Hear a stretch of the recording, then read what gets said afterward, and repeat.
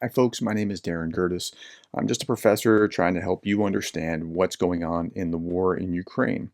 I spent a lot of my time looking at Russian media, RT and TASS and Pravda and Russian Media Monitor and other things, just trying to understand why is Russia saying what they're saying. So the other day, I put this out on my community tab. I asked, what would you like to know about Russian messaging? And so that's what we're going to talk about.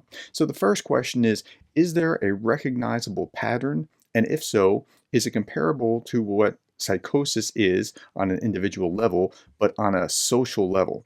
Well, that's a fascinating question. I wouldn't necessarily call it a psychosis, but there is a clear, recognizable pattern.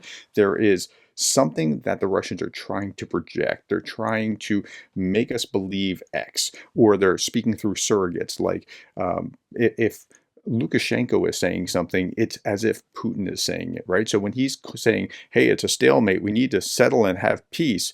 Well, that's the kind of thing that Putin would want to say because he wants to keep those four oblasts and he wants to stay in place. So I would look for, I wouldn't call it a psychosis, but there is a clear communicable message that they're trying to communicate. Okay, rhetorical question. How often is a needle of truth out there in the haystack of lies? Very often there is some truth that they start with and then they shape their direction, or some truth that gives it enough credence that will help them.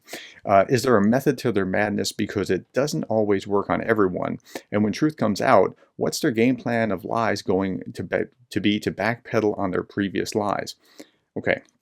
So part of it is they're speaking to multiple audiences. What I mean by that is they might be saying something to the West, and they are confusing the West with a bunch of lies and saying, well, they do that too in the West. And you hear Americans say things like, well, you can't trust the mainstream media. Well, they're getting that from places like RT as well as other places. Some guy on YouTube just saying something. Now, I'm just some guy on YouTube. Don't believe me necessarily. Prove what I say. If I say something's true, go fact check it. I'm going to show you my sources, generally speaking, in my videos, and then I'll tell you, go research this on your own. Don't just believe any one particular source. But that's in the West. In Russia, they've locked down the internet to the degree that you can't get Western information. Some people try to use a VPN to get around that, but generally speaking, they have a pretty captured audience, so they don't worry about it with Russian audiences. Okay, how do so many prominent Americans buy into Russian messaging? Wow, that's a really great question. So I think that, and I did this in a video before, if you look under the playlist of American politics on my channel, I think conservatives, and I'm a conservative, tend to be more susceptible to this kind of trap because they already believe that the mainstream media is biased, and the mainstream media is biased. It has a leftward tilt, although they do try to put facts in it, but they have a left-leaning perspective. And so they've already kind of checked out of that, and so they're going to alternatives more readily than those on the left. And so I think that conservatives, because they're already, and this happened back in the 80s, right? Going to AM radio to get conservative news, and then Fox News and other things along those lines. And so they're already skeptical about regular media sources, and so it's easier for them to buy into that. And one of the things that RT does is they try to put in enough that is already kind of aligned with American conservative kind of ideas, that they can put a little of that so they buy into it and then put their own propaganda behind it. I think that's somewhat explanatory of what's going on. Arthur said in his stream, like, Russians seem not to gotten over World War II while other countries just continued. Europe moved on, but in Russia, it's like a religion. He said a thing I've been wondering, hearing from echoes, and now been thinking even more. Should I ask Constantine or Arthur to open this more? My suggestion is out of topic. I apologize, but you heard the professor. Okay, I think you're right about that. They have been very stuck on World War II, and that's their glory. Not so much the Soviet Union, although 90 of the 110 or so monuments to Stalin have gone up since Putin's been in office. Like, think about that, right? They're like re-glorifying Stalin. But they are very proud of of what they have done and accomplished in World War II, and they almost ignore the rest of the world's experience in that, and that's understandable. Like in America, you focus on the on the Western Front rather than the Eastern Front, just because that's where Americans were fighting. So it's understandable, but they kind of magnify it. Okay, how do you think Russian messaging to the world is decided? We very often see it backfire when unintended consequences, example, criticize to destabilize, yet encourage those communities to come together for greater solidarity and strength. Do they really not anticipate this common response to their messages' critiques? So Vlad talks about this, some Vlad Vexler, and if you watch Vlad Vexler's videos about what Russian propaganda is trying to do, they're not trying to say this is truth as much as sow confusion about what is really true in order to kind of destabilize their opponents. I think that a lot of that is going on. Nevertheless, they're consistent in a message that is anti-Western throughout. Even if they're trying to destabilize elsewhere, they're trying to say this American hegemony, it's got to stop. Like Americans aren't like going, we want to be hegemons. we're just not. Like so. There's two things going on simultaneously, but their messaging is coming. It's state media, and so there is central control of it. But I don't. So again, those two things are happening simultaneously, where they're trying to sow confusion and trying to push their message through simultaneously.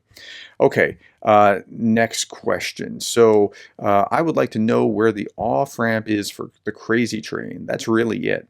I'm not sure that there is an off-ramp. I'm not sure that they want an off-ramp. They just want to grab those oblasts, and if they can get more, they'll try to get more. But if they can't, that's what they want to settle on. They don't want anything else. And they'll say the Ukrainians don't want peace because they're not coming up with a proposal we can tolerate. Well, you aren't coming with a proposal that they can tolerate either, like giving back their land. So, okay. Russian messaging regarding different former Soviet republics, various Warsaw Pact countries, or other neighboring countries. For example, differences in messaging about Poland versus Finland.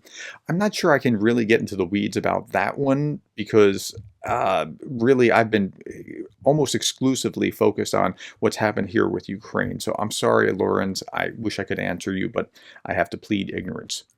Okay, next, the role played by Russian messaging in tandem with the street protests in Europe. That's really interesting. So what's happening there is Russia's trying to sow discord, and they really want to, say, undermine the European solidarity or unity.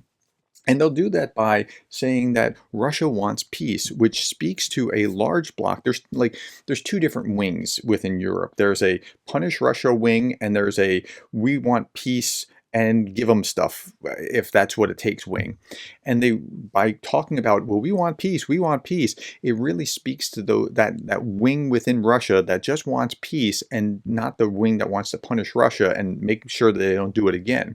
And that can be very disruptive. So they do that. They're doing this with Gaza and Israel right now. You see the same kind of thing, where I don't know that they're taking up for Gaza because they actually care about Arabs in Palestine. I don't think that's it. I think they just want to sow discord there, keep the eyes of the world off of what's going on in Ukraine.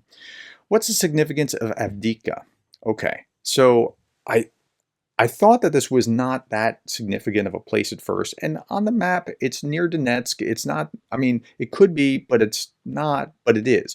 And it is because Putin really wants to take the entire borders of the Donetsk Republic. And he would like to do that with the other four oblasts as well. Remember, the four oblasts that he claims to have annexed, he never actually fully controlled. And so he wants this as a big political victory, and he can't take it. And he's just throwing men and machinery up against this, and with very bad consequences for Russia, because he wants the political win. You got to be careful when you want a political win and you don't have the ability to do it militarily, and you keep telling them to do that. That can be a very bad thing. Okay. How much do they make? I'm not sure what the question is. How much do propagandists make? repeaters of like American propagandists or Soviet propagandists. I just don't know. I think we fall into a trap though when we start saying that they're all on the take. McGregor and Ritter, and they're all getting paid by the Russians. I don't know that they are getting paid by the Russians, but they are very much in that corner and unapologetically in that corner. Here in America, we get a steady dose of what Russian propaganda is like watching Fox News. Okay, there are some commentators on Fox News, particularly Tucker Carlson, who's now no more. Laura Ingraham is kind of in that kind of camp. The straight news on Fox News isn't like that. You won't get that from Brett Baer's hour of just hard news. But some of the commentators are like that, and some aren't. And it's getting kind of like where you have to separate that because there's two different messages.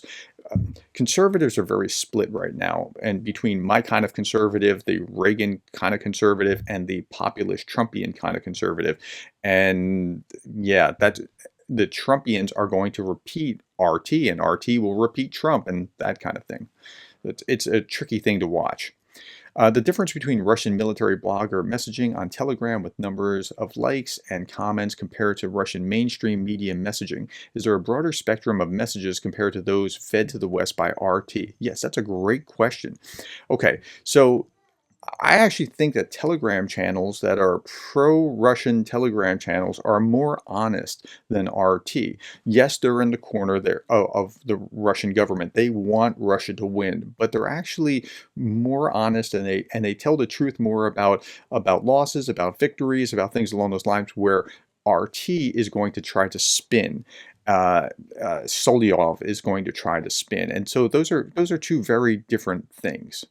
Okay, do the mindset of the Russian people affect the message? Yes, very much. And the older that you are, the more pro-Russian, pro-Putin, missing the Soviets you tend to be. And the younger you are, the less affected you are by Russian propaganda on TV. But the mindset is very different generationally.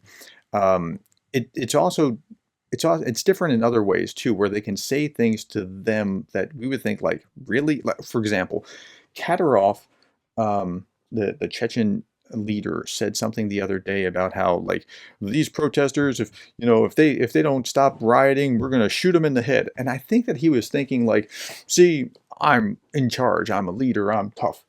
I To me, that's horrible that he would think that that's good leadership, right? Like that's pretty bad, but that's the way that he thinks, and it's really bizarre.